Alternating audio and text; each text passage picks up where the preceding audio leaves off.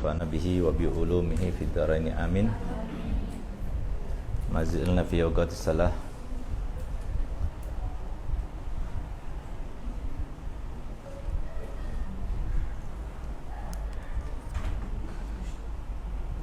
Wa istasna dhuhra.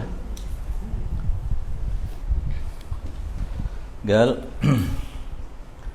wa istasna ad-dhuhru fa yasannu al-ibradu biha fi shiddatil harri bi baladin harin liman yamdi ila jama'atin ba'idah wa laysa fi tariqihi kinnun yudilluhu fa yu'akhiru hatta yasira lil hitani dillun yudilluhu.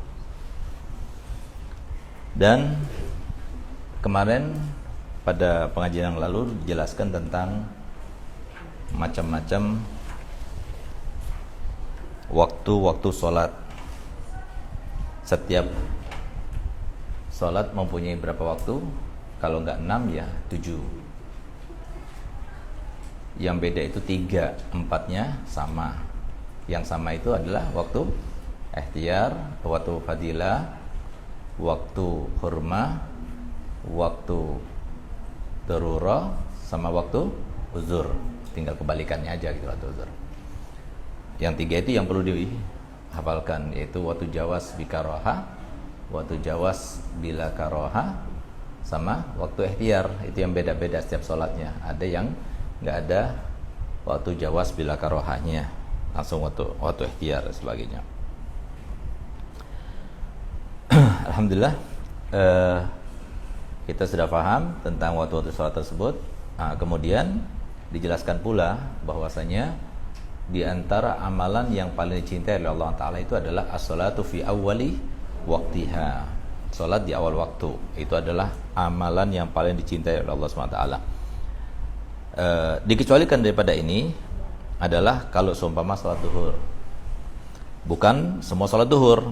Kenapa disyaratkan di sini bukan semua salat duhur? Kalau memenuhi syarat yang akan disebutkan ini. Kenapa? Karena salat di awal waktu itu mutlakon itu paling afdol, kecuali kalau seumpama terjadi pada siang hari, yaitu salat duhur yang bertepatan dengan panas ya. Bukan musim dingin, bukan musim hujan seperti sekarang ini. Nah, kalau musim hujan seperti sekarang ini kan nggak terlalu nggak terlalu pengaruh. Nah, jadi maksudnya apa? Di sunnah ibrad itu supaya kita itu melaksanakan sholat itu dengan khusyuk, itu maksudnya gitu. Jadi segala sesuatu yang membuat kita khusyuk nantinya, maka diperintahkan untuk kita mengkosongkannya sampai benar-benar siap baru kita sholat. Itu yang sunnah, itu yang dihimbau, itu yang dianjurkan dalam agama itu seperti itu. Termasuk diantaranya sholat duhur kalau pas waktu terjadi di masa-masa panas.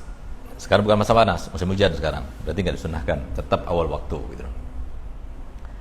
Terus di baladin har, di kota yang panas, Katulistiwa ya, yang panas itu ya, sudah boleh, nggak harus seperti di luar negeri sana ya, nggak harus, walaupun di Indonesia asalkan di Katulistiwa. Katulistiwa itu kan meliputi apa aja? Kalimantan Tengah, Kalimantan Barat, yang ada Katulistiwanya sampai mana? Indonesia sampai mana? Provinsi apa aja? Kalimantan Barat, coba lihat di Google. Yang berada di ranah Katulistiwa ya. Nah, terus bibaladin har liman yamdi ila jamaah, bagi siapa yang mau sholat jamaah. Kalau sholat sendirian nggak usah ibrad, sudah sholat di awal waktu aja kalau mau sholat sendirian. Termasuk siapa? Perempuan, karena perempuan kan nggak sunnah, bukan fardu kifayah. Jamaah itu bukan fardu kifayah, tapi kalau laki-laki itu fardu kifayah, lebih muakkad gitu ya. Walaupun perempuan usahakan jangan sampai sholat sendirian gitu, karena sholat sendirian itu sholat yang tergantung diterimanya itu kepada kekhusyuan. Tapi kalau sholat jamaah, walaupun tidak ada khusyuk di situ, tetap besar kemungkinan diterima oleh Allah Ta'ala dan ada pahalanya gitu. Gal jamim ba'idin, jadi datanya dari jauh, antara dia ke masjid itu jauh, bukan tetangga masjid. Nah, kalau tetangga masjid nggak perlu kita ibrad gitu. Langsung aja sholat di awal waktunya, karena tidak ada kesulitan di situ gitu. Di sini kan sebabnya ilahnya itu karena panas itu rasa panas itu bisa menjadikan orang itu jadi tidak khusyuk dalam sholatnya.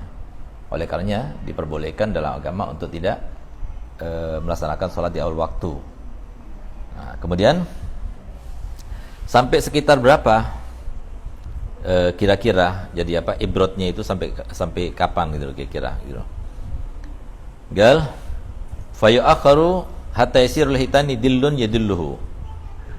Nah, jadi sampai yang namanya sosok yang kena paparan panas matahari itu ada naungannya, ada bayangan gitu. Nah, kalau seumpama waktu duhur kan masuk kalau ketika tidak ada bayangan dikit ke arah arah mana, berarti arah barat, berarti arah timur ya bayangannya. Ada bayangan di arah timur masuk sudah waktu duhur. Sampai tampak bayangan itu, jangan cuma lebih dikit gitu. Nah, kan kalau waktu istiwa itu kan tengah-tengah, nggak ada bayangan dia, pas tengah-tengah. Nah, ketika dia kesini baru ada bayangan sebelah sana. Sampai ada bayangan, nggak harus satu bayangan pas, nggak gitu. Nah, di sini katanya fam hatta yasirul hitani dillun yadilluhu gitu. Jadi kalau seumpama ada tembok ya, kemudian matahari kena paparan matahari, maka bayangannya itu cukup untuk kita bernaung di bawahnya. Dillun yadilluhu gitu. Jadi nggak harus satu tingginya misalnya 3 meter berarti bayangannya 3 meter, enggak. Kalau asar kan kalau sudah bayangan itu 2 kali lipatnya, jadi 6 meter lebih dikit itu masuk asar. Ini enggak, jadi cukup untuk kita bernaung saja udah cukup gitu. Itu sampai ke situ batasnya ibrot gitu. Kalau kita sholat pada waktu itu memenuhi syarat semuanya, tetap kita dianggap seakan-akan kita sholat di awal waktu. Itu maksudnya gitu loh. Kemudian kenapa demikian? Karena sebab utamanya itu rasa panas yang terik panas yang luar biasa itu bisa mencegah seseorang itu sholat dalam keadaan khusyuk. Sedangkan sholat itu yang penting khusyuknya, ya, sholat itu yang penting khusyuknya. Sehingga kalau ada khusyuknya maka pasti ada fungsi dan manfaatnya. Tapi kalau sholat itu nggak ada khusyuknya, maka sholat itu dianggap cuma-cuma gitu. Walaupun mengeluarkan kita daripada kewajiban. Sudah sholat, mau sholatnya khusyuk nggak khusyuk, pokoknya kalau udah sholat selesai sudah, nggak perlu kita mengulangi lagi gitu loh, asalkan memenuhi syarat kan secara syar'i. Tapi buat apa kita sholat tidak ada pahalanya? Oleh karenanya Nabi SAW bersabda, laisa lil musalli min sholatihi illa ma'akila minha gitu. Jadi seorang itu dari sholatnya dia tidak mendapatkan apapun juga kecuali yang khusyuk. Jadi kalau khusyuk waktu rukuk saja dia dapat pahalanya. Kalau waktu diam saja. Nah, makanya jadi sedikit standar atau paling sedikitnya standarnya seseorang itu bisa mengevaluasi mujahadahnya itu sampai kemana, evaluasi mujahadah ya sudah berhasil atau tidak, itu dari sholat. Jadi sholat itu kan paling mudahnya untuk kita jadikan sebagai sarana untuk mujahadah. Mujahadah itu secara keseluruhan. Nafsu harus kendalikan. Itulah maksud qad aflaha man zakkaha wa qad khaba man dassaha. Nafsu itu harus kendalikan. Gimana caranya? Mujahadah. Nah gitu. Nah, mujahadah itu dalam segala hal. Untuk menghilangkan sifat tidak baik dalam diri kita, untuk meninggalkan sesuatu yang sifatnya ada, ya bisa mengeraskan hati, walaupun itu bukan sesuatu yang haram dan sebagainya, tapi dalam rangka mengendalikan nafsu. Karena ketika kita mengendalikan nafsu sudah, maka kita terbebaskan daripada nafsu itu. Ketika kita itu belum bisa mengendalikan nafsu, maka kita berada di dalam kungkungan penjara nafsu itu, sehingga kita tidak merasakan apa yang harus dirasakan oleh mereka sebagai seorang yang merdeka hidup di dunia ini gitu. Jadi terkungkung dia akhirnya gitu. Nah, jadi harus lepas. Gimana cara lepasnya? Mujahadah. Nah, mujahadahnya itu bukan hanya satu cara apa saja. Nah, termasuk di antara mujahadah yang mudah untuk kita laksanakan itu adalah sholat. Dari awal harus jangan sampai kita mikirkan yang enggak. Dari mulai takbir sampai salam, yang kita pikirkan cuma Allah dan apa yang kita baca itu renungkan dan maknai dalam jiwa kita. Nah, caranya gitu. Jadi sibukkan hati kita supaya tidak disibukkan oleh hal lain. Sibukkan hati kita supaya tidak disibukkan dengan hal lain. Caranya bagaimana? Sibukkan hati kita dengan berusaha untuk memahami dan memaknai apa yang kita baca. Makanya sholat itu kan gak boleh diam. Kalau seumpama ada waktu masih diam karena kita itu makmum, imam kita udah menuntaskan kewajiban kita, kok masih belum lanjut juga imamnya, baca lagi zikir, baca lagi sholawat, baca lagi doa, apa saja serah, tapi jangan diam. Iman itu munajah, dan tambah banyak kita ngomong sama Allah Ta'ala, tambah banyak kita dapatkan. Itu sesuatu yang paling yang paling besar kesempatan yang Allah berikan kepada hambanya. Nabi SAW bersabda, as-salatu mi'rajul mu'min, bukan muslim. Tapi kok muslim nggak bisa menjadikan salat itu mi'raj gitu. Mi'raj yang dijadikan oleh Nabi sebagai kesenangannya, dan saat kesempatan yang terbesar yang diperolehnya itu mi'raj untuk Nabi. Untuk setiap orang itu mi'rajnya itu di mana? Kapan? Ketika bertemu guru, ketika bertemu mertua, ketika bertemu teman-teman, enggak, tapi ketika sholat. Tapi bukan semua orang yang bisa merasakan, hanya mukmin yang merasakan.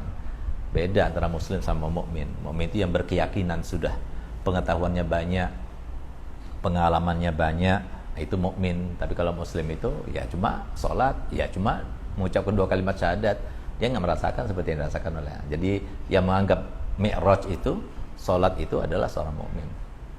Jadi katakan Nabi SAW dalam hadis terkait dengan akhir zaman, nanti orang itu berlomba-lomba membangun masjid, dan orang itu sholat di dalam masjid sampai full, walaysa fihi mu'min, tapi di situ nggak ada seorang pun di antara mereka yang mukmin. Nah, itu masalahnya seperti itu ya. Jadi paling sedikitnya standarnya kriteria daripada seorang mukmin itu adalah tidak ada rasa takut dan tidak ada rasa sedih. Kalau masih ada rasa takut berarti belum mukmin. Kenapa? Ketika kita sampai ke batas minimal keimanan, kita sudah tidak merasakan lagi rasa takut. Karena kita berkeyakinan punya Allah yang maha segala-galanya. Allah Ar-Razzaq, Allah Al-Qahhar, Allah yang semuanya itu yang kita tahu artinya di Asmaul Husna itu, kemudian kita merasa tidak aman dengan adanya kita bersama Allah. Aneh itu. Gitu. Makanya kalau orang sudah sampai ke batas itu, dia nggak ada rasa takut sama sekali. Seperti tidak takutnya orang ketika di-backingi oleh orang yang paling hebat di dunia. Dia merasa aman daripada tidak bisa makan, aman daripada ketakutan, kepada kejahatan dan sebagainya. Maka ketika seorang itu mencapai kepada keimanan, dia akan merasa seperti itu, sehingga nggak ada lagi rasa takut. Apa yang ditakuti di dunia? Nggak ada, kecuali kepada Allah takutnya gitu. Nah, itu mukmin. Jadi yang semacam itu menjadikan salat. Jadi awali ketika Allahu Akbar, Allah Maha Besar, artikan, maknai dalam jiwa. Bagaimana maknainya? Allah itu maha besar, lebih besar dari suami, lebih besar dari urusan saya, lebih besar urusan dunia, lebih besar daripada ketakutan saya, lebih besar terus gitu. Itu maknai artinya. Memaknai dengan jiwa. Jiwa itu memaknai. Sedang pikiran itu merasakan artinya. Jadi makna itu merasakan artinya. Itu jiwa. Sedangkan pikiran kita itu menerjemahkan apa yang kita baca. Nah, itu pekerjaan pikiran kita. Jadi apa yang kita baca itu dimaknai.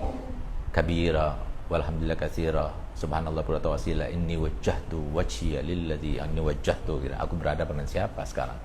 Nah, itu kan diajarkan oleh Nabi, disunahkan oleh Nabi untuk apa? Supaya mudah kita khusyuk. Gitu maksudnya. Nah, sampai disunahkan oleh Nabi supaya mudah gitu. Nah, tapi ternyata kita tidak tersentuh jiwa kita. Kenapa? Karena kita tidak menyentuhnya. Karena kita tidak membuka persentuhan itu, sehingga kita tidak merasakan apa-apa gitu. Jadi salahnya dari kita, bukan salah dari bacaannya atau sholatnya. Jadi harusnya kita membuka ruang untuk berusaha untuk bermunajah kepada Allah dengan sesungguhnya dalam sholat itu. Sehingga ketika sudah sampai ke batas itu, maka itu menjadi kesenangannya. Makanya Nabi SAW ketika memerintahkan sahabat Bilal untuk beriqamah atau mengumandangkan iqamah, maka beliau mengatakan, arihni bihaya Bilal, arihni bihaya Bilal. Senangkan aku dengannya wahai Bilal gitu. Karena kesenangannya Nabi di situ gitu. Itu yang kita rasakan. Tapi untuk mencapai itu, batasan waktunya itu nggak terbatas. Ambil saja contoh seperti Hatim At-Ta'i. Beliau mengatakan, kabattu fis sholati 20 sana summa tana'amtu biha 20 sana. Jadi aku berusaha untuk merasakan kenikmatan dalam sholat itu dengan bermujahadah selama 20 tahun namanya. Baru setelah 20 tahun dia berhasil untuk merasakan nikmat, baru kemudian dia merasakan nikmat 20 tahun setelahnya. Jadi waktu dia mengucapkan itu baru 20 tahun dia merasakannya.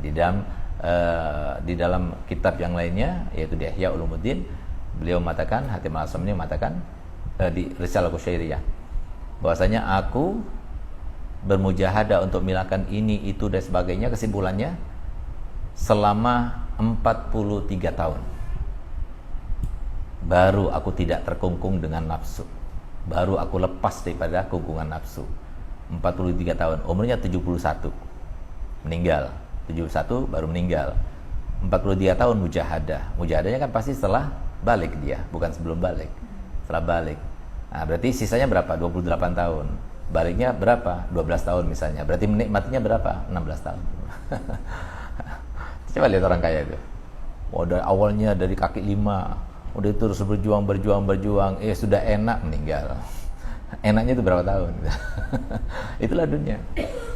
Itulah dunia. Jadi harus capek dulu, harus berusaha dulu, baru kita akan merasakannya. Tapi kalau kita nggak ada usaha sama sekali, nggak. Nah, makanya di sini pahami filsafat sholat itu adalah kesempatan yang terbaik bagi seorang hamba untuk bermunajah kepada Allah dan mendapatkan semuanya. Jadi sholat itu segala-galanya. Apapun yang kita harapkan daripada Allah Ta'ala adanya di sholat. Apapun yang kita perlukan di luar sholat itu semua ada dalam sholat. Nah, sehingga kalau kita betul-betul menjadikan sholat itu seperti itu, maka menjadi sesuatu kesempatan yang terbaik bagi seorang hamba dan tidak mungkin diberikan Allah Ta'ala kecuali bagi seorang mukmin.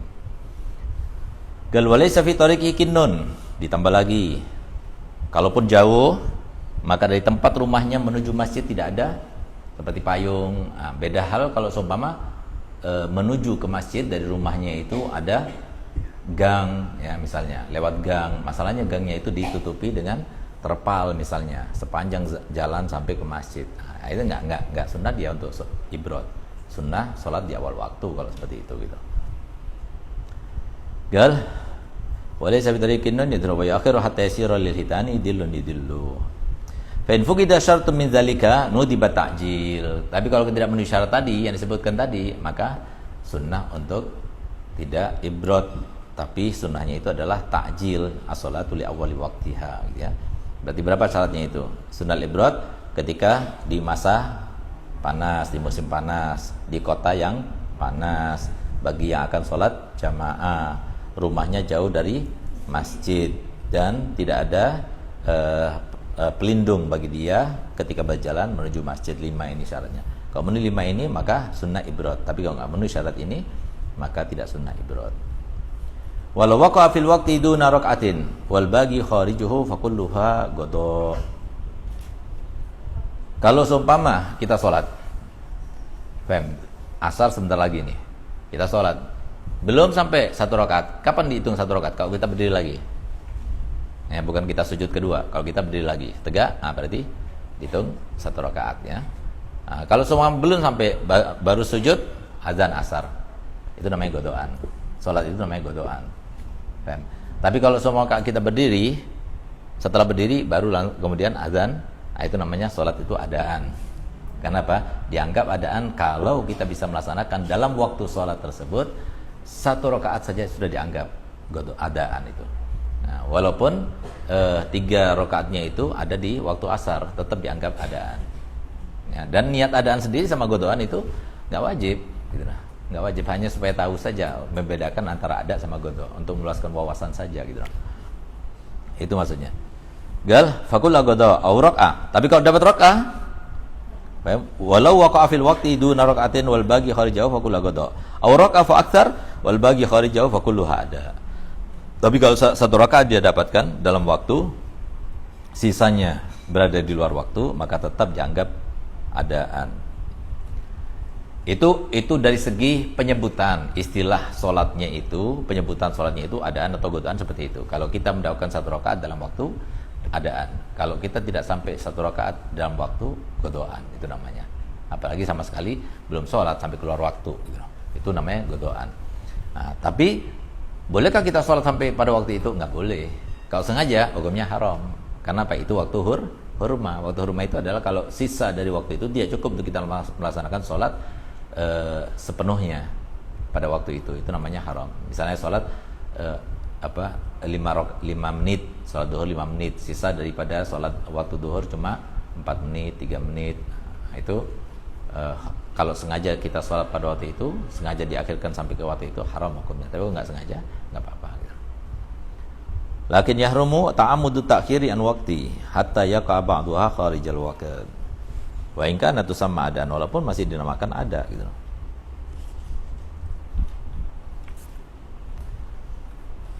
Wa man jahila dukhulal waqti fa akhbarahu thiqatun an musyahadatin wajaba qabuluhu.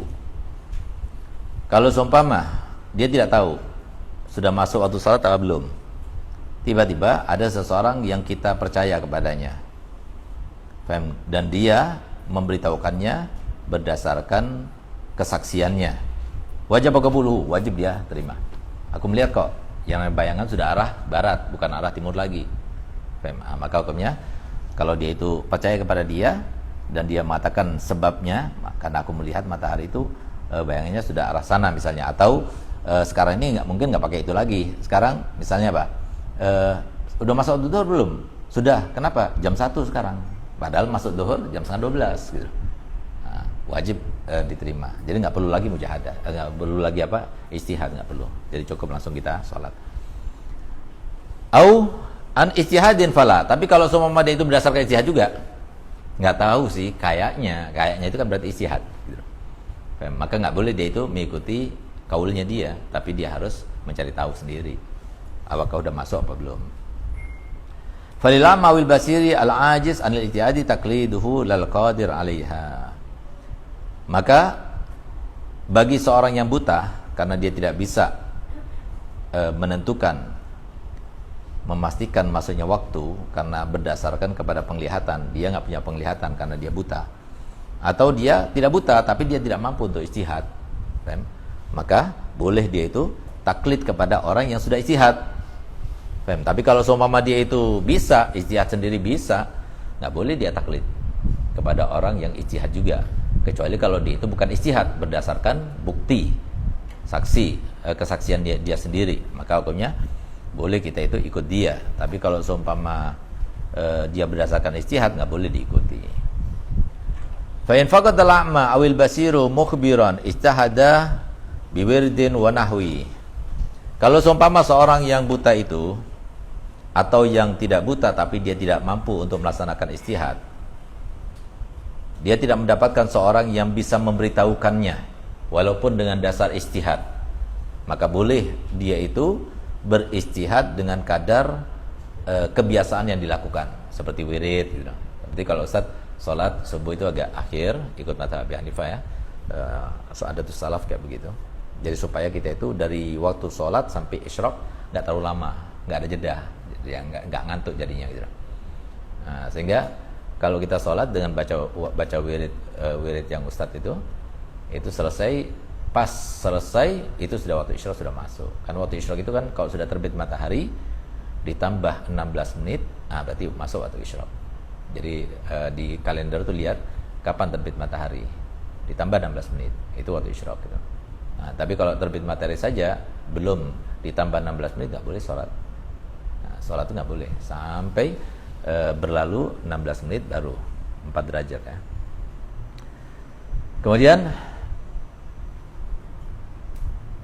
fa in faqa wa in amkanahuma al-yaqinu bis-sabri. Walaupun dia itu bisa misalnya untuk memastikan waktu sholat itu sudah masuk dengan dia sabar sampai menunggu orang yang memberitahukan, atau dia tahu sendiri, nggak wajib. Boleh dia itu mengandalkan wiridnya itu. Misalnya apa?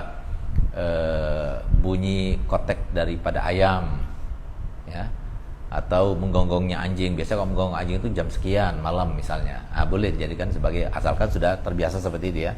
Berapa kali seperti itu tepat terus gitu. Maka boleh kita andalkan gitu.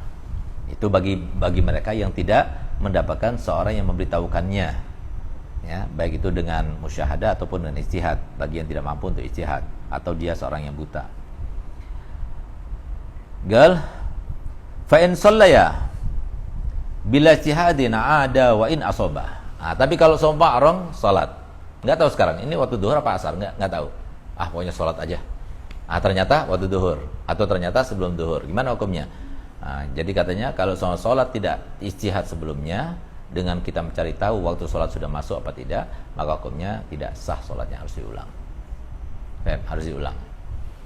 Jadi bahkan untuk kalau seumpama dia itu punya kewajiban godoan daripada sholat yang sepertinya, sebagian ulama mengatakan menjadi penopang darinya. Tapi sebagian ulama lainnya yang mu'tamad adalah kalau dia itu tanpa ijtihad tetap salah sendiri. Kenapa nggak baik ijtihad? Sehingga sholatnya nggak sah sebagai sholat fardu maupun sholat sunnah.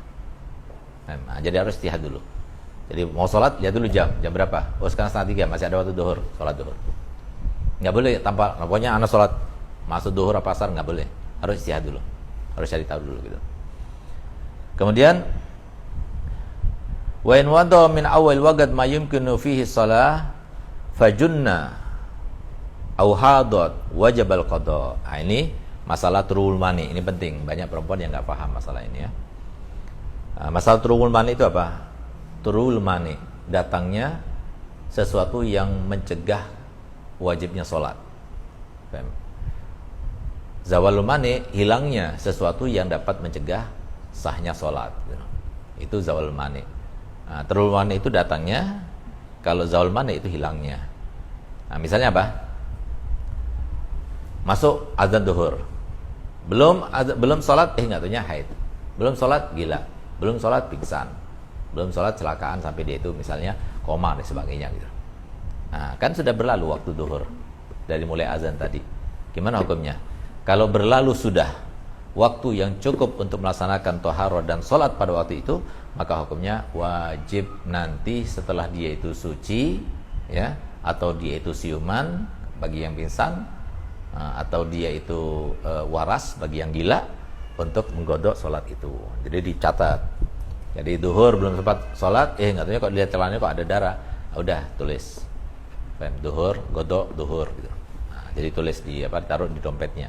Karena pas sholat itu nggak bisa digantikan orang lain, nggak bisa ditukar dengan barang lain ataupun pekerjaan lain. Sholat itu adalah tanggung jawab kita sendiri, masing-masing orang tanggung jawabnya sendiri terkait dengan sholat itu, sehingga tidak bisa digantikan dan lain sebagainya. Oleh karenanya jadi catat kalau kita punya godok seperti itu. Ya. Jadi kalau seumpama sudah masuk waktu, ini wa in madha min awwal waqt ma yumkin fi shalah, yang bisa untuk kita jadikan sebagai waktu yang cukup untuk melaksanakan sholat gitu. Ya khafi mungkin wa itabru qadr zaman in kana la yumkin taqdimu ka tayammum fal madar ala annahu fil kharij fil waqt khala min al mawani zaman yumkinuhu fi ta'diyatis shalah bi khafi mungkin. Jadi misalnya sholat duhur dilaksanakan paling cepat berapa? 5 menit ya, 5 menit. Nah, berarti kalau semua sudah masuk waktu duhur 5 menit, baru kemudian haid, baru kemudian gila, baru kemudian pingsan, maka nanti ketika dia itu suci, atau nanti ketika dia itu siuman, atau nanti ketika dia itu waras, dia wajib mengqadha sholat duhur. Nah, sedangkan zawal mani sebaliknya. Kalau zawal mani itu hilang maninya ya pada saat di waktu sholat. Nah, gimana hukumnya? Kalau masih tersisa dari waktu sholat tersebut dengan kadar melaksanakan takbiratul ihram saja, berarti dia telah mendapatkan waktu darurah. Itu darurah namanya. Kalau sudah mendapatkan waktu darurah, maka dia wajib melaksanakan sholat pada waktu itu dan sebelumnya jika bisa dijamak. Misal apa? Suci waktu asar, tersisa dari waktu asar 5 menit. Paham? Kan belum mandi, belum apa. Berarti kan dilihat kok suci, dilihat waktu tinggal 5 menit sampai maghrib, maka hukumnya apa? Wajib dia mandi, langsung cepat-cepat sholat. Kalau masih ada dalam waktu, alhamdulillah. Kalau nggak ada ya sudah lewat sudah ya. Tapi tetap wajib, dan wajib dia menggodok sholat duhurnya, karena duhur sama asar bisa dijamak gitu. Nah, lain halnya kalau seumpama dia suci di waktu yang bukan waktu sholat. Kapan bukan waktu sholat? Antara subuh sama duhur, kan bukan waktu sholat, nggak ada kewajiban apa-apa. Nah, atau waktu subuh, dia suci di waktu subuh, ya udah subuh aja digodok. Atau di waktu duhur, ya duhur aja, asarnya kan nanti. Asarnya pasti kalau dia itu mendapatkannya waktunya, maka dia wajib melaksanakannya gitu. Wa mata fatatil maktubah bi uzrin nudibal fawru fil qada. Wallahu subhanahu wa ta'ala. Bismillahirrahmanirrahim. Alhamdulillahirabbil alamin. Wassalatu wassalamu ala asyrofil Sayyidina Muhammadin wa ala alihi wa sahbihi ajma'in.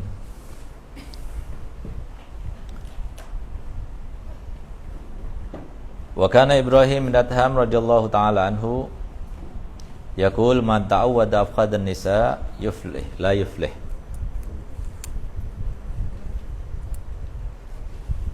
Dan berkata Syekh Ibrahim bin Adham, barang siapa yang terbiasa afqadan nisa, jadi apa? Dua sekelangkaan perempuan, la yuflih, dia tidak akan beruntung. Jadi maksudnya mengikuti, melampiaskan hawa nafsunya terkait dengan perempuan itu. Jadi fokusnya itu di situ gitu.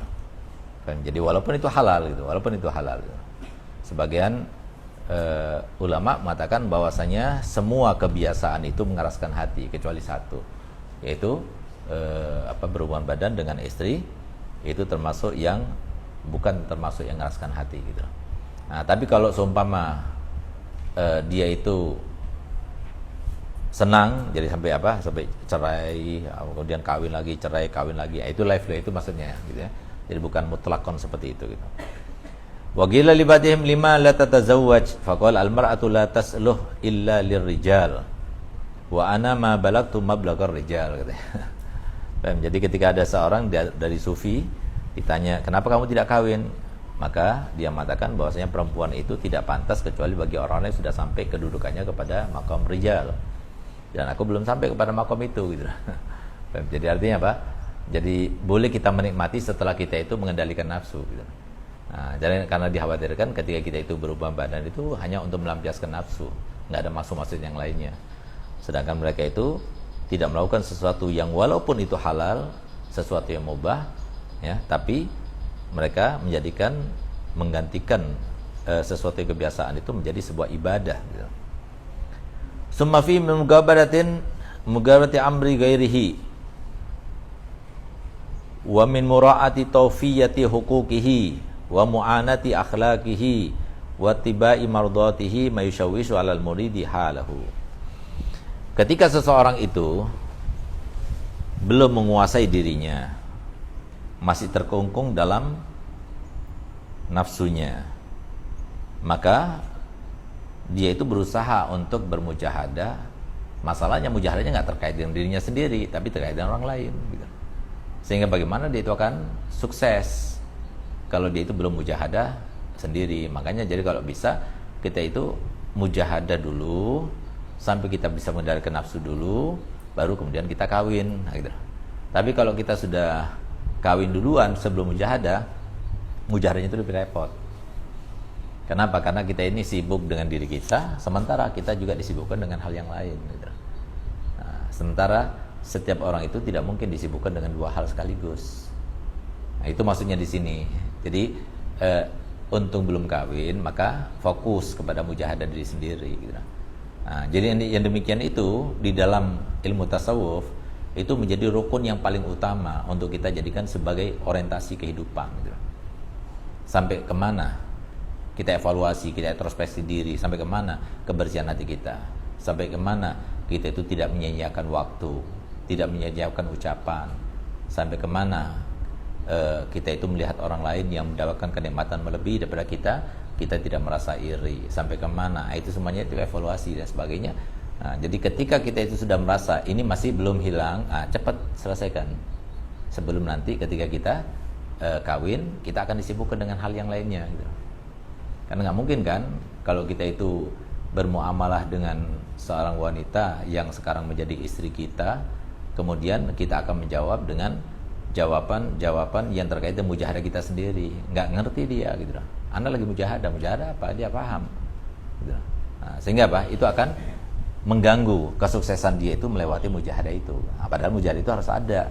Allah Ta'ala firman, walladzina jahadu fina lanahdiyannahum subulana gitu. Nah, makanya kan selalu saya katakan kepada murid Ustaz bahwasanya mujahadah itu sekarang. Kalau kalian tuh nggak sabaran orangnya, belajar sabar. Kalau kalian tuh irian orangnya, belajar tuh tidak iri. Kalau kalian tuh sombong orangnya, belajar tuh tidak sombong sekarang sebelum kawin nanti. Sehingga ketika kita kawin, maka kita itu akan menjalaninya dengan mudah gitu. Karena sudah biasa mujahadah. Nah, tapi ketika kita sekarang mujahadah itu setengah kaset gitu. Tapi belum Ustaz katakan belum bukan masanya lagi atau enggak terlambat, enggak ada kata-kata terlambat selama kita masih hidup, karena yang namanya mujahadah itu sampai akhir hayat ya kita bermujahadah gitu. Jadi mujahadah itu melawan nafsu yang tidak enak, tidak sesuai dengan perintah Allah dan Rasulnya, kita lawan. Nah, jadi semua mujahadah itu sifatnya tidak ada lain kecuali melawan. Sekali melawan berat, 2 kali melawan sudah mulai tidak berat, terus sampai akhirnya menjadi kebiasaan. Caranya begitu. Nah, tapi masalahnya banyak di antara kita yang tidak menjadikan ini sebuah orientasi dalam kehidupan ini. Seakan-akan bukan kewajiban. Kewajiban yang penting sholat. Kewajiban anak yang penting anak puasa Ramadan. Kewajiban anak yang penting anak taat kepada suami gitu. Nah, itu padahal ini lebih penting supaya apa? Supaya kamu merasakan terlepas daripada semua kungkungan itu gitu. Nah, jadi mau bahagia mujahadah. Kalau kamu nggak mujahadah, kamu susah mau bahagianya. Sama seperti seorang hamba yang terikat terus gitu. Namanya hamba itu kan diatur. Dia punya kewajiban dan sebagainya. Ketika dia itu menjadi seorang merdeka, maka itu bebas. Nah, jadi selama kita itu masih terkungkung dengan nafsu, suruh tidur, makan, suruh. Jadi akhirnya kita tidak bisa mengendalikan diri kita. Ketika kita tidak bisa mengendalikan diri kita, yang terjadi itu adalah kita diperbudak olehnya. Diperbudak itu nggak enak, ya kan? Diperbudak itu nggak enak. Jadi di bawah pengaruh orang lain itu nggak enak. Sama persis seperti kalau kita di bawah pengaruh nafsu, lebih tidak enak lagi. Nah, jadi harus kita itu melawan sedikit demi sedikit, paling tidak cara melawannya itu dengan apa? Dengan cara menjadwal aktivitas kita setiap hari. Kalau ada aktivitas yang bukan sesuai dengan yang kita jadwalkan, jangan mau. Nah, gitu. Nah, itu paling sedikit untuk minimal untuk kita itu mujahadah itu setiap harinya seperti itu. Jadi habis subuh nggak boleh tidur sampai baca wirid dulu. Habis baca wirid kita sholat isyraq dulu. Nah, baru setelah itu mau tidur silahkan. Nah, anak kalau habis subuh itu harus goreng-goreng dulu, harus masak dulu, harus nyuci dulu. Kalau sudah suami, anak-anak sudah sekolah, baru anak tidur. Jadi harus ada jadwal-jadwal tertentu. Jangan sampai ada hari yang tidak sesuai dengan jadwal gitu. Nah, itu paling sedikitnya standarnya kita tidak bermujahadah itu seperti itu. Jadi jangan kita itu apa kata nafsu, tidur, bukan waktu tidur. Apalagi waktu taklim tidur gitu, ngantuk. Nah, itu kurang, berarti dia nggak bisa mujahadah gitu. Nah, itu orang yang paling lemah, al-ajiz itu namanya. Karena dia dikendalikan oleh nafsu.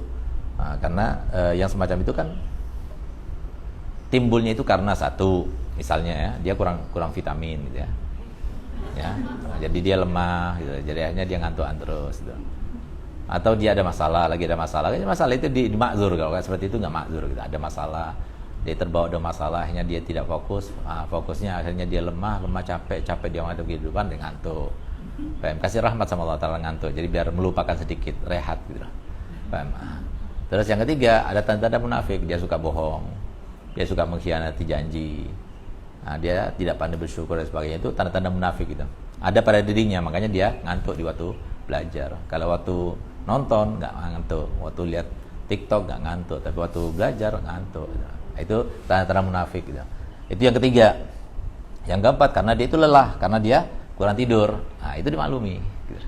Yang tidak maklumi itu satu, yaitu kalau semua ada pada dirinya tanda-tanda munafik, itu yang nggak dimaklumi ya. Yang jangan dimaklumi yang semacam itu, harus kita lawan. Anda nggak mau jadi tanda-tanda munafik. Nah, terus gimana Ustaz kalau sudah ngantuk banget? Ya berdiri, ambil wudhu. Masalahnya Ustaz, Anda sudah pakai skincare gitu. Nanti lama lagi, berapa menit lagi dan sebagainya ya. Ya udah, pindah tempat. Nah, pindah tempat nggak ya, ambil bulu hidung tarik satu. Nah, itu artinya itu mujahadah namanya gitu loh. Jadi masalahnya di sini banyak di antara kita itu yang nggak mau bermujahadah, bahkan mujahadah itu apa dia nggak paham. Mujahadah itu melawan nafsu, memaksakan diri bukan seenaknya, dia itu mengatur kita.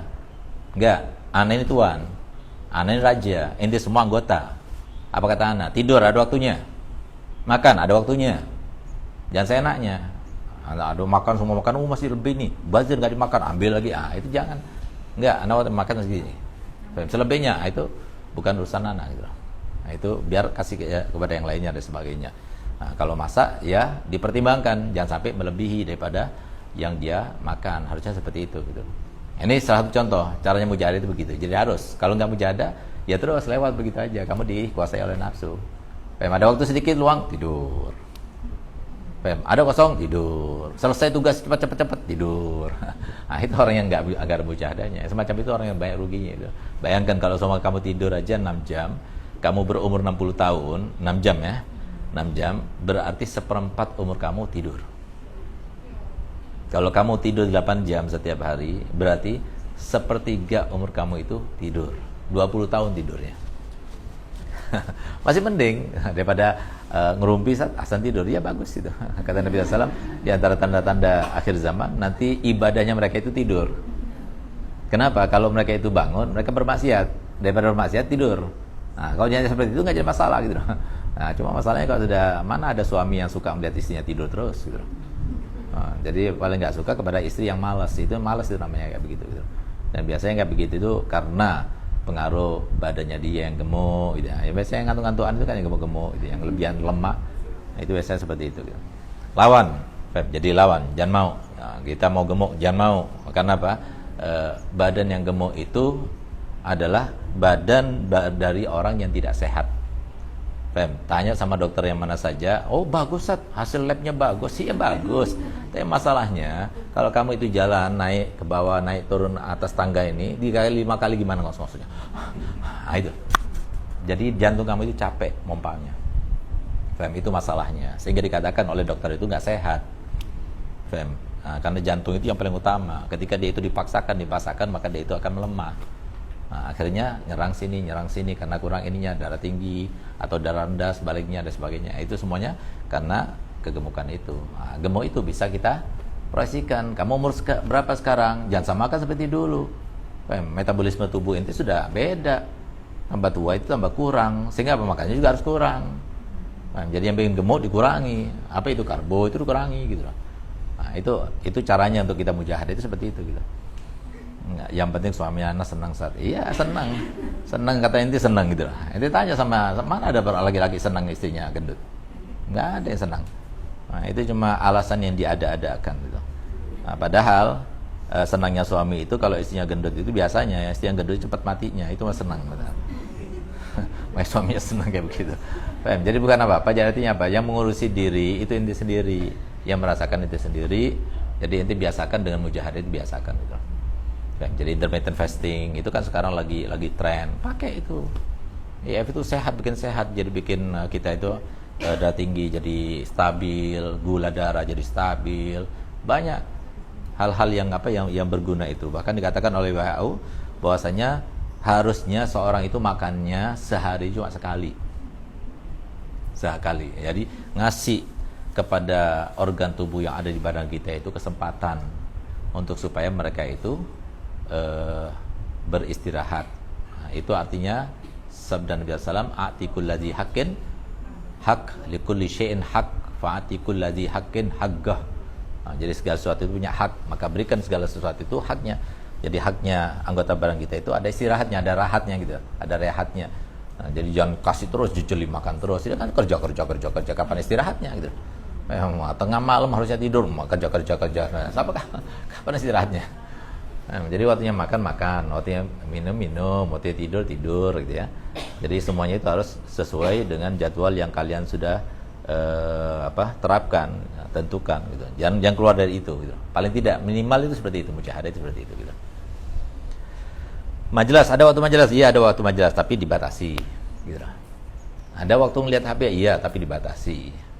Kalau di luar itu nggak mau. Ada waktu baca Quran, kapan? Dibatasi. Ya, serah. Jadi walaupun kebaikan dibatasi nggak ada masalah. Karena Rasulullah sendiri yang menghimbaukan, innallaha yaqbalu amalakum hatta tamallu. Ya, Allah Ta'ala itu akan menerima amal kalian sampai kalian itu bosan sendiri. Dan Allah Ta'ala dia akan bosan sampai kamu sendiri yang bosan gitu. Selama kamu tidak bosan, maka Allah tidak bosan. Jadi berapapun yang kamu kerjakan, Allah akan berikan ganjaran, tetap akan berikan ganjaran. Makanya bosan itu kita yang menentukan. Jadi jangan sampai kita bosan, walaupun kebaikan jangan bikin bosan. Akhirnya kita berhenti akhirnya gitu. Jadi baca Quran, setiap hari harus ada Qurannya, setiap hari ada pengajiannya, setiap hari harus seimbang gitu. Semuanya kita laksanakan sesuai dengan tuntutan aja. Wa min muraati tawfiyati huquqi, karena orang kalau sudah kawin, dia itu harus menjaga perasaan orang lain. Tadinya juga hanya menjaga perasaannya sendiri, akhirnya menjaga perasaan orang lain. Karena mau nggak mau kan dia sebagai pimpinan, sebagai imam gitu loh. Wa mu'anati ahlakihi, kemudian dia itu harus menjaga bagaimana bersikap dan sebagainya. Orang kan sudah kawin kan gitu. Nggak bisa lagi bebas begitu saja, nggak ada. Karena sekarang ada suami yang melihat, ada suami yang mengawasi, ada suami yang begini begitu dan sebagainya. Wa tibai mardatihi ma yushawisu 'alal muridi halahu, dan juga harus mengikuti kesenangannya dia. Kalau dia itu lagi sumpah, kita harus menghibur dia. Jadi banyak hal yang menjadi pekerjaan yang akan mengganggu pekerjaan kita sendiri berupa mujahadah itu gitu. Wa yaqaddaru 'alai waqtuhu, kemudian waktu yang terlewatkan harusnya dalam keadaan jernih. Sofa akhirnya jadi keruh gara-gara pikiran sama istrinya itu kok lain, wajahnya kok lain, jadi bingung dia. Jadi itu yang terjadi. Ma'ama itasalatu ala batinihi min khaufin minal faqri. Apalagi nanti ada tambahan ketika kita kawin, maka kita akan dikuasai batinnya untuk takut kefakiran, besok makannya apa. Nah, kalau dia sendiri kan nggak ada masalah, mau makan nggak makan dia sendiri. Tapi ini masalah istri, ini anaknya orang, harus kasih makan dan sebagainya. Jadi akhirnya nambah pekerjaan. Wahbatil jama' wal mana, kemudian dia senang kalau dia itu kumpul sama fulan, nggak senang kalau kumpul sama fulan. Jadi pikiran dia tadinya nggak ada gitu loh, sekarang ada. Wa may yartaqibu bi sabab dzalika min ta'wilat war rukhas wa dzalika kullu mudadatun li halil murid. Semua itu akan mencegah seseorang yang menuju kepada keterlapasan diri daripada nafsu itu tidak akan maksimal. Waqad galu, dan mereka telah berkata, idza tazawwaja sufi faqad raqibas safinah, fa idza wulida lahu faqad ghariqatis safinah. Jadi kalau seumpama seorang sufi itu kemudian kawin, maka seakan-akan dia itu menaiki kapal. Paham? Artinya apa? Kapal itu kan harus disetir. Kapal itu perlu kepada pengawasan, penjagaan dan sebagainya. Nah, kapal itu perlu kepada waspada dan sebagainya gitu. Nah, kalau sudah tambah punya anak lagi, maka kapalnya tenggelam sudah. Jadi artinya banyak hal yang bisa dipikirkan. Nah, jadi yang tadinya dia nggak pikir jadi mikir. Makanya dzubihal ilm baina afkhadin nisa. Yang namanya ilmu itu disembelih di antara dua selangkangan perempuan. Bagi laki-laki itu, bagi perempuan berarti baina afkhadir rijal gitu. Nah, kalau sudah kawin sudah, dia punya kewajiban, kesibukan di atas kesibukan mujahadah sendiri. Mujahadah itu kalau kita sendiri sekarang ya kita mujahadah. Tapi ketika kita sama suami, istri kan manusia yang merasa, dia punya perasaan. Nah, dia perlu dimanja, dia perlu diperhatikan. Kalau nggak diperhatikan dia marah, dia ngambek gitu. Nah, kan susah jadinya. Nah, tadinya dia bebas sendiri gitu. Mau mujahadah apa saja serah dia. Tapi sekarang setelah ada istri, mungkin mujahadah ini nggak bisa dulu, kita pending dulu, yang ini coba gitu. Jadi nggak maksimal akhirnya. Jadi artinya kalau kita itu mau mujahadah sebelum kita sibuk. Jadi waktu mujahadah terbaik itu adalah di masa-masa kita muda. Waktu syabab itu adalah waktu-waktu mujahadah. Wa kana Bishr al-Hafi radhiyallahu taala anhu yaqul, "Law kuntu a'ulu dujajatan khiftu an akuna jalwazan 'alal jisr." Kalau seumpama aku punya ayam yang harus perhatikan.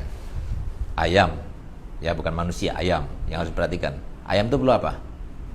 Perlu makan, perlu apa lagi? Perlu minum, perlu apa lagi? Penjagaan biar nggak lepas. Namanya juga ayam, nggak punya akal. Nah, kalau nggak dijaga ya dia pergi cari ayam lainnya gitu, ikut dia. Nah, berarti apa? Itu kan ngambil perhatian kita, ya ayam itu gitu. Maka aku takutnya nanti ketika aku berada di Shiratal Mustaqim itu akan menjadi sebab aku terjegal di situ gitu. Itu ayam, apalagi manusia. Nah, karena apa sih? Sekarang kan kenapa sih suami itu getek banget kalau seumpama dia itu ngurusi istrinya begini salah diurusi terus sebagainya. Masalahnya kalau kamu itu berdosa, suami kamu ikut berdosa. Tapi kalau suami kamu berdosa, kamu nggak ikut tanggung. Nah, sehingga pantas kalau dia itu nggak boleh gini. Nah, kenapa? Dia nggak mau berdosa. Dosanya sudah banyak, mau ditambah lagi dengan dosa ente gitu. Nah, jadi jangan dimaklumi kalau ada suami yang kayak begitu. Itu berarti tanda sayang itu. Kalau nggak sayang dia lepas aja begitu aja gitu. Karena dia kalau seumpama capek, dia nggak mampu ya tinggal diceraikan, selesai sudah. Nah, keputusan di tangan dia. Tapi dia itu mau mempertahankan kamu, berarti dia itu masih mempunyai etikat baik gitu. Sehingga dia itu masih menahan diri. Oleh karenanya, karena apa? Karena takut kepada tanggung jawab nanti di akhirat. Jadi kalau semua diperhatikan oleh suaminya, bersyukur ya.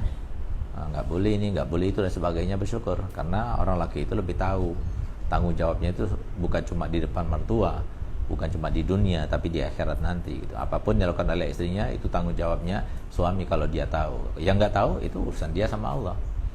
Tapi yang diketahui itu adalah urusan dia bersama istri tersebut kepada Allah nantinya gitu.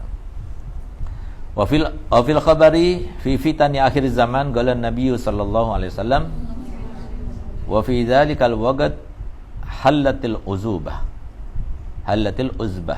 wa qila wa kaif qal yu'ayyirunahu bil faqri fa yatakallafu ma la yutiq fayuriduhu mawaridal halakah gitu. Jadi ketika pada saat di zaman seseorang itu kehancurannya berada di tangan istrinya atau anak-anaknya, maka di saat itulah boleh untuk tidak kawin gitu. Boleh untuk kita jomblo, kata Nabi SAW. Maka ditanya, loh kenapa? Bukannya engkau telah mensunahkan yang namanya menikah itu? Karena mereka itu menjelek-jelekan dia, menghina-hina dia, mencela-cela dia dengan kefakiran dan sebagainya. Akhirnya dia itu terpaksa berbuat ini, berbuat itu yang tadinya haram, akhirnya dihalalkan ya. Kemudian dia itu melakukan sesuatu yang diharamkan, akhirnya dia menjadi binasa, itu maksudnya gitu. Jadi kalau sudah sampai ke batas itu, akhir zaman itu lebih baik dia itu uzbah gitu. Dan tidak kawin. Sama seperti perempuan, kalau dia itu siap untuk menjadi seorang istri itu kayak gimana sih? Itu banyak orang nggak paham. Misalnya istri itu hanya untuk melampiaskan kebahagiaan, untuk mencari kebahagiaan. Padahal namanya rumah tangga itu banyak kewajiban di situ gitu. Harus tahu dia apa kewajiban kamu nanti kalau menjadi seorang istri. Kamu harus tahu gitu. Jangan asal-asalan begitu saja langsung kita kawin aja gitu. Jangan. Jadi supaya kita itu siap gitu. Sehingga kalau seumpama kita itu tidak siap, jangan mau. Walaupun kamu cantik, walaupun umur kamu sudah waktunya untuk menikah gitu. Jangan mau, karena kamu gak siap, daripada kamu dosa, daripada kamu nanti celaka. Jadi lebih baik kamu cegah gitu. Gal wa fil khabari an Rasulillah sallallahu alaihi wasallam khairukum ba'dal mi'atain rajulun khafiful had. Gila ya Rasulullah, wa ma khafiful had alladzi la ahla lahu wala walad.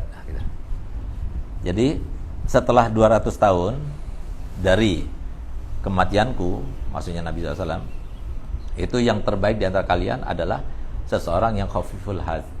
Siapa khafiful had? Khafiful had itu adalah yang tidak punya keluarga, tidak juga punya anak. Itu adalah khafiful had. Wa qala Sa'al bin Abdullah radhiyallahu taala anhu, iyyakum wal istimta bin nisa. Awaslah kalian daripada bersenang-senang dengan perempuan, wal mail ilaihinna, dan condong kepada mereka. Fa innan nisa mubaidat minal hikmah, qaribat minasyaiton, wa hunna masaiduhu wa hadduhu min bani Adam. Ini yang bicara bukan ustaz ya.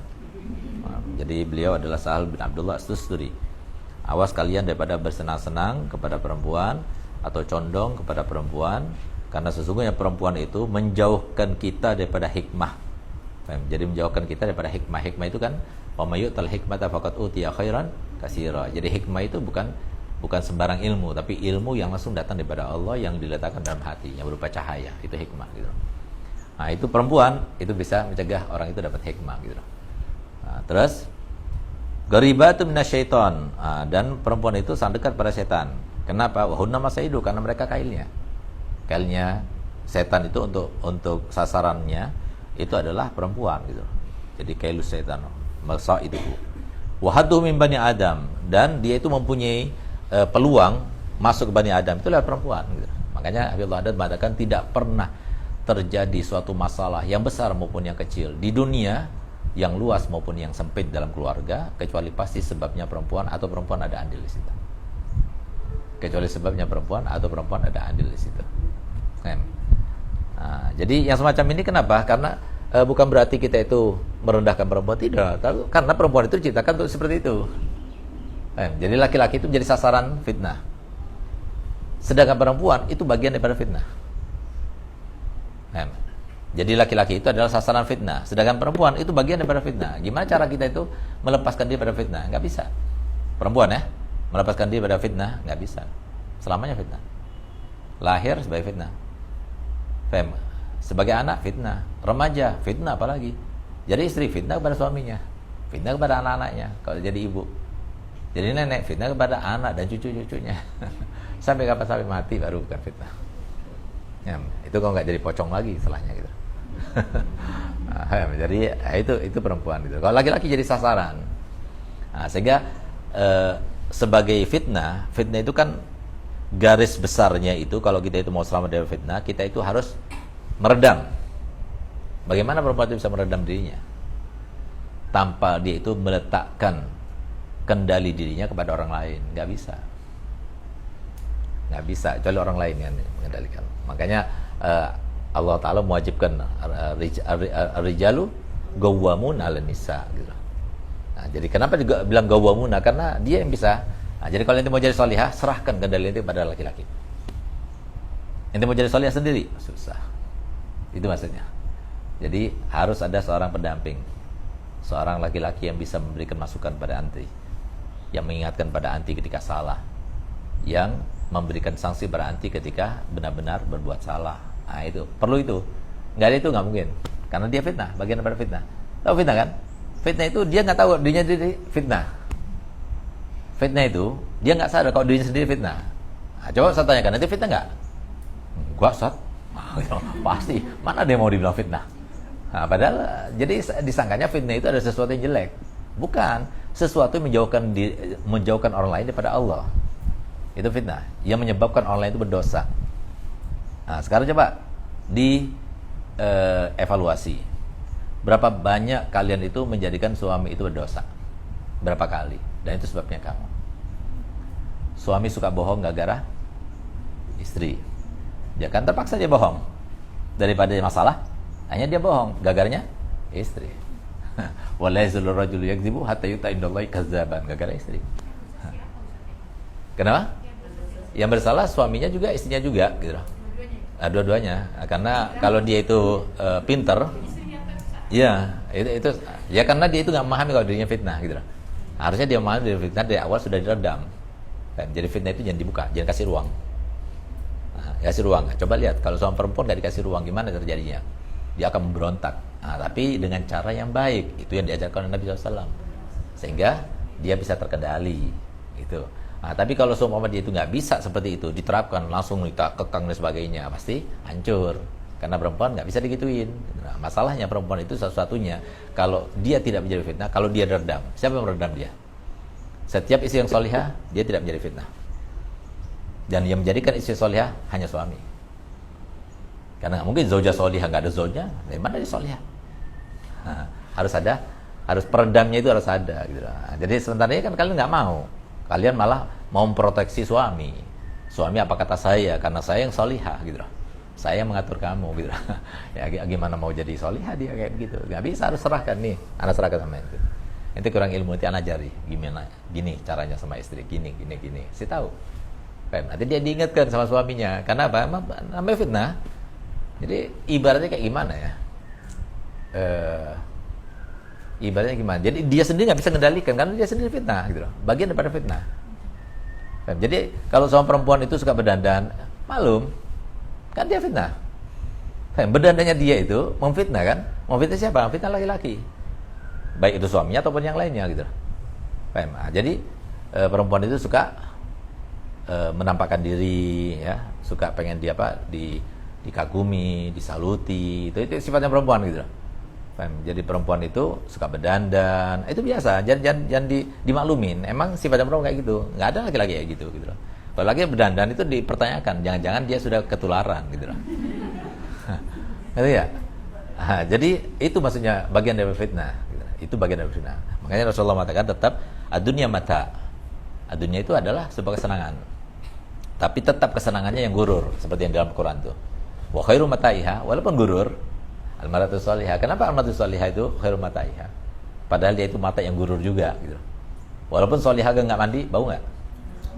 Kalau enggak dandan nyati enggak? Kalian sendiri yang mengatakan, bukan ustaz itu. Ngerti nggak? Jadi nggak bisa melepaskan diri pada fitnah, nggak bisa. Sehingga kalau kalian tuh jadi laki-laki dalam keadaan kalian punya istri seperti kalian itu, kalian akan merasa heran, kok bisa ya kamu itu kayak gitu ya, gitu loh. Kok bisa gitu loh. Jadi dia sendiri nggak sadar. Dia sendiri nggak sadar. Nah, laki-laki, ya Allah, ya cuma gitu aja, ya Allah, gitu lagi. Nah, jadi laki-laki setiap mau pulang ke rumah, apalagi yang terjadi, nah, gitu. Karena dia tahu ini fitnah, gitu loh. Walaupun dia salihah, gitu. Nah, sehingga kalau mau tidak menjadi fitnah, maka harus diredam. Jadi satu-satunya cara fitnah itu tidak bergejolak, maka diredam, kekang, jangan ini. Nah, kalau dia tampak fitnahnya perempuannya itu, dia nggak akan fitnah. Nah, masalahnya meredamnya itu siapa yang mau redam? Dia akan berontak karena sifatnya dia. Nah, gitu. Sifatnya dia yang biasa dia lakukan sama seperti perempuan yang lainnya, tiba-tiba dia kekang. Gimana kira-kira?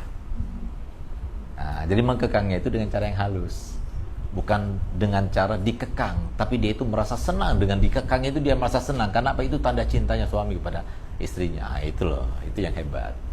Itu yang bisa seperti itu yang hebat. Itu suami yang berhasil itu menjadikan istrinya itu menjadi solihah. Seperti siapa? Seperti Mukarramah itu. Jadi Buya Hasan pernah ingat, awas ya, jangan marah, awas jangan, tidak pernah. Tapi dia berusaha memberikan sebuah kepemimpinan, menunjukkan kepemimpinannya dia sebagai seorang suami gimana gitu. Dan dia sudah siap sebelumnya, mujahadah sebelumnya, sehingga ketika dia masuk dia sudah biasa menjalaninya. Ala kulli hal bahwasanya kita semua berjuang ya, semuanya bekerja, semuanya juga capek. Yang laki capek, perempuan juga capek. Ya mungkin kalau kamu mati atau suami kamu mati, kamu beruntung, alhamdulillah udah selesai sudah gitu. Mungkin kayak begitu ya. Nah, jadi artinya dari saking capeknya hidup gitu. Jadi semuanya capek gitu. Nah, jadi kamu sudah tahu suami capek, saya juga capek, ya kan? Semua capek karena Allah Taala yang bikin capek itu, semua kerja gitu. Nggak ada orang kerja itu nggak capek, itu nggak ada gitu. Artinya apa? Fokuskan kecapean kita itu untuk diri kita sendiri. Itu yang paling penting sekarang ini. Fokuskan kecapean kita untuk diri kita sendiri. Kalau kita sekarang berada di zona tidak nyaman, bersyukurlah karena kalian akan diberikan zona yang nyaman. Tapi kalau sekarang kalian berada di zona yang nyaman, maka menangislah karena suatu waktu nanti kalian akan berada di zona yang tidak nyaman. Tidak nyaman itu perasaan yang selalu terusik sehingga tidak merasa nyaman, tenang, itu maksudnya. Di dunia dia rasakan, lain lagi nanti di kuburan dan di akhirat nanti gitu.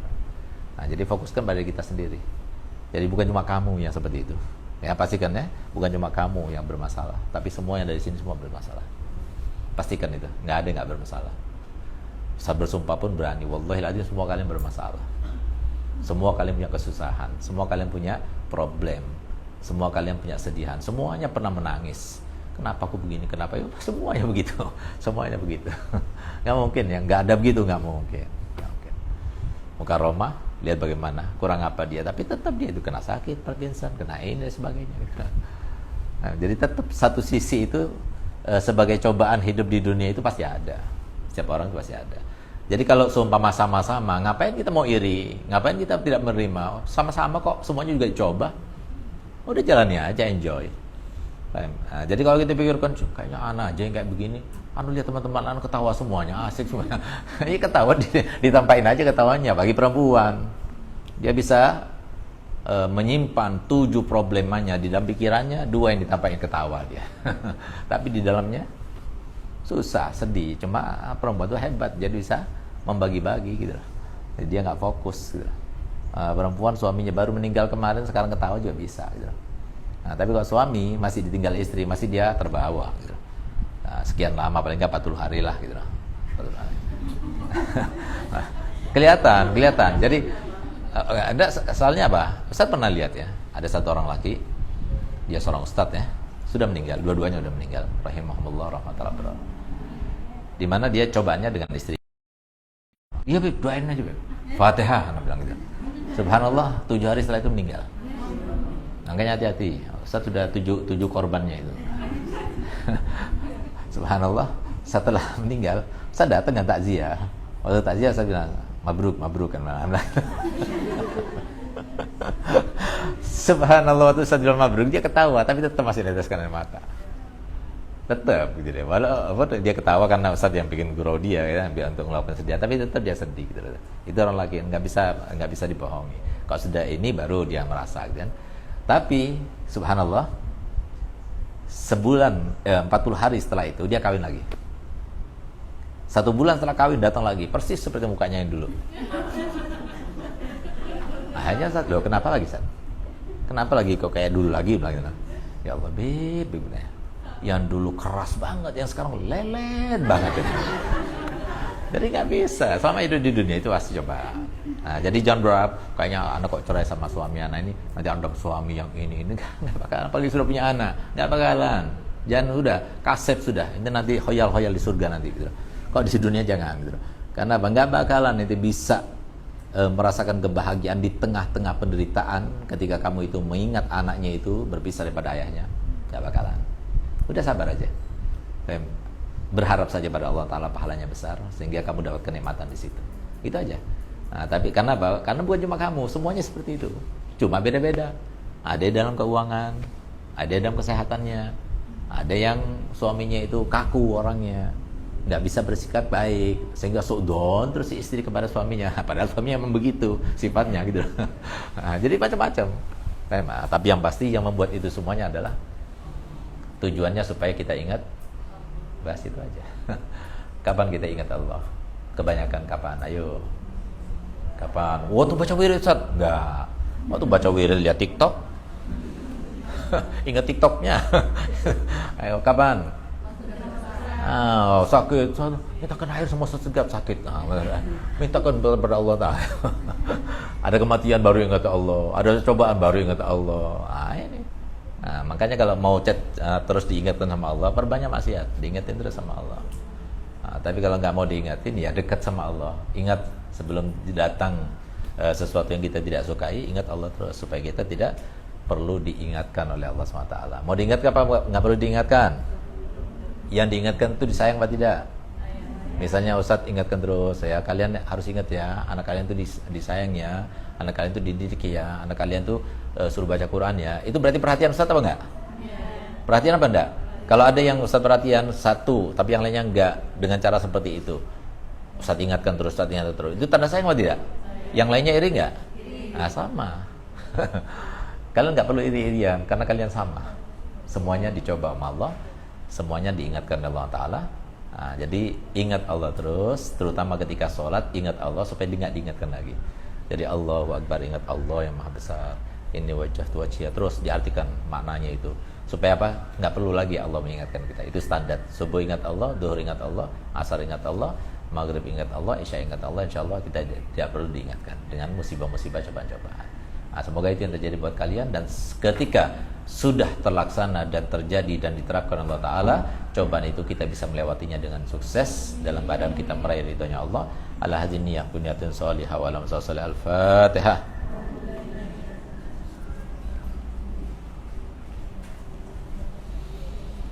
Allahumma salli wa sallim ala sayyidina Muhammadin sahibil busyara, salatan tubashiruna biha wa ahlana wa auladana wa jami'a masyaikhina wa muallimina wa talabatana wa dalibatina min yaumina hadza ila yaumil akhir. Allahumma salli wa sallim ala sayyidina Muhammadin sahibil busyara, salatan tubashiruna biha wa ahlana wa auladana wa jami'a masyaikhina wa muallimina wa talabatana yaumina azaina yaumil akhirah. Allahumma salli wa sallim ala سيدنا محمد صاحب البشرى صلاة تبشرنا بها وأهلنا وأولادنا وجميع مشايخنا